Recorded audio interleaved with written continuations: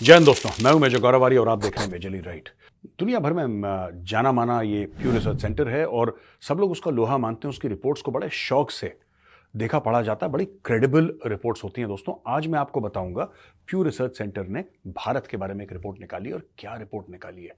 बहुत इंटरेस्टिंग है कि भारतीय ऐसा क्यों सोचते हैं, जो इंडियंस की सोच है ना, हमारा दिमाग क्यों। देखिए, उसमें यह रिपोर्ट में कहा गया है कि India today wants very very strong leadership. एक स्ट्रांग मैन चाहिए, एक मजबूत बंदा जो खड़ा हो, जो काम करे। राइट? मैं आपको एनालाइज भी करके बताऊंगा कि ऐसा क्यों इंडियन सोचते हैं। पहले मैं आपको डेटा बता देता हूं। 79% है प्यू रिसर्च के हिसाब से प्रधानमंत्री मोदी की रेटिंग्स जो हैं, और ऑपोजिशन लीडर्स में मैं मोदी जी का 79% है ओवरऑल सारे को मिला के। और अगर मोदी जी को 2 मिनट के लिए अलग रखें और सिर्फ ऑपोजिशन पार्टीज की बात करें, उसमें से टॉप राहुल गांधी हैं, 62% ऑपोजिशन लीडर्स में उनकी है। 8 ऐसे देश हैं जो ये चाहते हैं कि एक बड़ा दमदार धक्कड़ लीडर होना चाहिए। 8 देश हैं, उसमें से भारत भी है। और 2019 का सर्वे ये जो प्यू रिसर्च सेंटर ने करा था, उसमें ये बोला था कि similar preference for a strong leadership 2019 में भी था और 2024 में भी ये लीडरशिप का मामला है। बीजेपी को 73% प्यू सर्वे में मिले हैं, वाइल ऑपोजिशन पार्टीज में कांग्रेस को मिले हैं 60। अच्छा, ये बात हो गई कि इसमें काफी हिंदुस्तानी ये भी समझते हैं कि 2/3 ऑफ इंडियंस, यानी कि आप ये लगा लीजिए कि 66% ऑफ द इंडियंस, और 2/3 यही हो गया, 2/3 of the Indians favored a system in which a strong leader can make decisions without interference from other branches. हिंदुस्तानियों को बड़ी दिक्कत है कि अगर कोई स्ट्रांग लीडर हो तो लोग बीच में आके कुछ बोलें। ये चूं चूं पू चलती रहती है, इसका ये है, इसका ये है, इसका ये। Indians don't like it. वो चाहते हैं कि एक ईमानदार बंदा हो, स्ट्रांग बंदा हो टॉप पे, और उसको खुली छूट दे दी जाए कि ठीक है, आप देश चलाओ और देश की तरक्की करो। ऐसा प्यू रिसर्च सेंटर की रिपोर्ट कहती है दोस्तों। अच्छा, इसको वो ऑटोक्रेटिक रूल कहते हैं। इसको एक किस्म की प्यू रिसर्च सेंटर तानाशाही कह रहा है, और कह रहा है कि 2017 से 2023 तक इसमें 12% बढ़ोतरी हुई है लोगों में, जो ये समझते हैं कि तगड़ा बंदा चाहिए सेंटर में जो तगड़ी तरीके से काम करे। और वो समझते हैं प्यू रिसर्च वाले, क्योंकि इसको ऑटोक्रेटिक कह रहे हैं, मतलब ऑटोक्रेटिक एक नेगेटिव कॉनोटेशन होता है, तो वो समझते हैं कि ऐसा बिहेवियर लोगों में, ये रूलर की बात नहीं कर रहे, ये इंडिया के रूलर की बात नहीं कर रहे, लोगों में कह रहे हैं कि ऐसे ऑटोक्रेटिक टेंडेंसीज लोगों में हैं।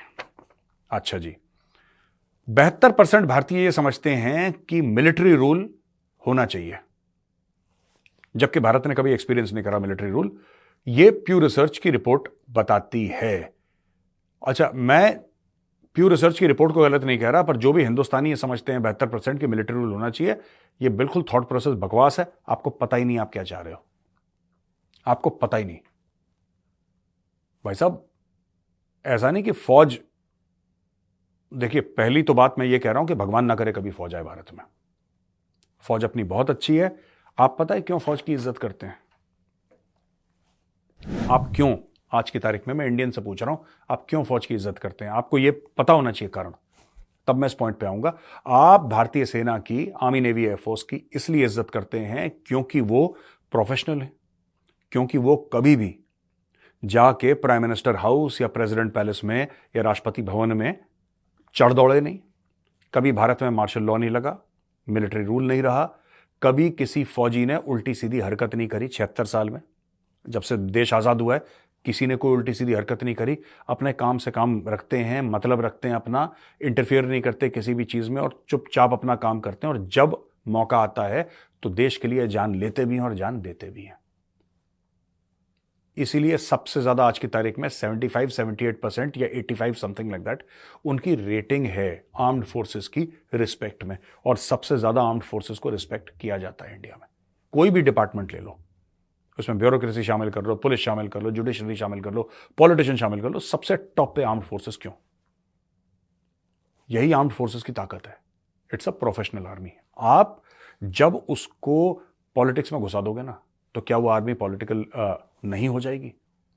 क्या वो आर्मी प्रोफेशनल रह पाएगी? पाकिस्तान देख लीजिए बगल में, उनको भी खुजली आती रहती है बीच में, मर्दे मोमिन मर्दे हक वाली खुजली आती है, और ऐसा बैंड बजाया उनकी फौज ने, राइट, और वो एक ही फौज है। देखिए ये ब्रिटिश इंडियन आर्मी है ना, ब्रिटिश इंडियन आर्मी को 14-15 अगस्त को इसके 2 धड़े निकले, इंडियन आर्मी और पाकिस्तान आर्मी। टॉप पे तो ब्रिटिश इंडियन आर्मी थी, ब्रिटिश इंडियन आर्मी से ही तो निकली पाकिस्तान। और अब दोनों फौजों के बीच में आप निकाल लीजिए क्या डिफरेंस है। आपको पता ही है पाकिस्तान का कितना बेड़ा गर्क है, और पाकिस्तान का बेड़ा गर्क 90% उसकी फौज ने करा है। और सेम आर्मी थी ये, इंडियन आर्मी इतनी डिसिप्लिन्ड है, Pakistani army it behaves like a band of thieves. Why? Satisfaction with democracy. Overall democracy has declined in many democratic societies since 2019. India saw 2 percentage points increase. भारतीय, अच्छा ये विरोधाभास है। एक तो उनको स्ट्रांग लीडर भी चाहिए, यानी कि जो स्ट्रांग लीडर है वो स्ट्रांग तो है। यहां पे मोदी जी की बात करेंगे क्योंकि 2014 के बाद मोदी जी प्राइम मिनिस्टर हैं। स्ट्रांग लीडरशिप प्रोवाइड कर रहे हैं मोदी जी, लेकिन डेमोक्रेसी पे भी लोगों का विश्वास बढ़ा है। राइट? अभी दोस्तों हुआ क्यों है ये, इसका ये मैटर क्या है? पूरा मैटर सिंपल है यार, इसमें ज्यादा देखिए इंडियंस को सक्सेस का, मुझे पाकिस्तान से कॉल आते रहते हैं और एक पाकिस्तान के सीनियर है हमसे काफी, वो कहते हैं यार कि, और टचवुड कह के कहते हैं, वो कह रहे हैं मेजर साहब टचवुड, इंडिया से हर रोज अच्छी खबरें आती हैं यार। कभी आपका ये हो गया, कभी मोदी जी यहां का इनॉग्रेशन कर रहे हैं, कभी ये सड़क बन रही है, कभी ये ब्रिज बन रहा है, कभी ये वंदे भारत ट्रेन लॉन्च हो रही है, कभी कुछ हो रहा है। मतलब इंडिया में कुछ ना कुछ हो रहा है। और दोस्तों ये जो जीत की आदत है ना, दिस हैबिट ऑफ विनिंग, ये अब इंडियंस के खून में चली गई और अब उनको ऑल्टरनेटिव खराब लग रहा है। और मुझे लगता है कहीं ना कहीं इसके ऊपर पॉलिटिकल पार्टीज को सोचना पड़ेगा, क्योंकि वो जो 1947 के फ्रेमवर्क में आप काम कर रहे हैं, वो आज 2024 के भारत के फ्रेमवर्क में वो चीज काम नहीं करेगी। ये प्यू रिसर्च सेंटर की रिपोर्ट है। मुझे लगता है कि ऑपोजिशन पार्टीज, वो इंडिया अलायंस जो है ना, इनका इंडिया अलायंस वालों को सबको ये पढ़ना चाहिए और आत्मंथन करना चाहिए कि boss where are we going wrong. Bharat क्या चाहता है? भारत चाहता क्या है? देखिए, India wants a very strong, I want a very strong leadership यार, I want a very very strong leadership. मैं पॉलिटिकली न्यूट्रल हूं, मेरे साथ ये नहीं है कि बीजेपी कांग्रेस है, मुझे इससे कोई फर्क नहीं पड़ता। पर जब मैं मोदी जी को देखता हूं, मुझे लगता है हाँ ये जो है ना इंसान, ये इंडिया को टॉप पे ले जाएगा। जब मोदी जी कहते हैं कि मैं ऐसा कर दूंगा, 3rd लार्जेस्ट इकोनॉमी बन जाएगी 3rd टेन्योर में, तो कोई इंडियन ऐसा नहीं है जो डाउट करता है। क्यों? क्योंकि इंडिया 10 नंबर पे थी, उसको 5 नंबर पे ले आए, करके दिखाया है ना।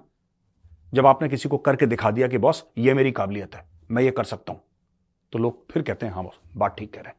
अगर वो बोलते और नहीं करते तब लोग कहते कि नहीं आप नहीं कर सकते, लेकिन उन्होंने करके दिखाया, एक बार नहीं 10 बार करके दिखाया, 10 चीजों में करके दिखाया, तो एक क्रेडिबिलिटी बन जाती है। ये जो पूरा मैटर है दोस्तों, कि भारत को क्यों भारतवासी हैं वो एक स्ट्रांग लीडरशिप टॉप पे चाहते हैं। यार वीक लीडरशिप तो कोई भी इंसान नहीं चाहता। तो पता नहीं प्यू रिसर्च सेंटर भारत को ही क्यों कह रहा है कि भारत स्ट्रांग लीडरशिप चाहता है। स्ट्रांग क्यों? इंग्लैंड वाले वीक चाहते हैं, अमेरिका वाले वीक चाहते हैं, everybody wants a strong leader, क्योंकि लीडरशिप में जो भी चीजें होती हैं फिर इस सिनेरियो में दे आर टॉप डाउन। अगर आपका प्राइम मिनिस्टर, मैं किसी पुराने प्राइम मिनिस्टर के ऊपर उंगलियां नहीं उठा रहा, this majorly right is not a political show boss, ये सीधी सादी शो है, मैं किसी के ऊपर उंगली नहीं उठा रहा, लेकिन fact of the matter is कि आप पुराने प्राइम मिनिस्टर को किसी को भी देखो, ज्यादातर मैं सबकी बात नहीं कर रहा, 4-5 ऐसे भी हैं जो ढीले ढाले से थे, कोई कुछ भी करके चला जाए, कोई बोलने वाला नहीं था। दोस्तों सोचना कि आज की तारीख में कोई भारत के साथ गलत क्यों नहीं कर पा रहा। 26/11 हुआ, हमने कुछ नहीं करा, हमने कुछ करा ही नहीं। 1993 मुंबई बॉम्ब ब्लास्ट हुआ, कितने 100 लोग मर गए, लोग तो भूल भी गए आज की तारीख में। आप बच्चों से पूछिए, बच्चे कहते हैं मैं पता ही नहीं 93 में इतने 100 किलो RDX फटा था मुंबई में, किसी को पता ही नहीं है, नोबडी नोज। अक्षरधाम मंदिर पूछ लीजिए, बच्चों को नहीं पता अक्षरधाम मंदिर पर अटैक हुआ था, इनको पता ही नहीं। हमारी पार्लियामेंट पर अटैक हुआ था, इन बच्चों को पता ही नहीं, दे डोंट नो। आज की तारीख में टचवुड ये अटैक्स नहीं हो रहे, क्यों नहीं हो रहे? क्यों नहीं हो रहे? ये इसलिए नहीं हो रहे क्योंकि भारत की सरकार ने सीधा सीधा पाकिस्तान को साफ लफ्जों में एक बात बता दी है। ठीक है, ये तो नहीं कहा जो मैं कहने वाला हूं, ये बिल्कुल नहीं कहा, लेकिन इंटेंट वही है कि तुम गड़बड़ करोगे ना, तेल छिड़क के आग लगा देंगे, तुम्हें पता नहीं लगेगा मिसाइल कहां से गई कहां से आई। ये जो है, this is something that Indians are enjoying, political stability, economic growth and a very very strong leadership. ऐसे ही भारत को विश्वगुरु नहीं बोलते।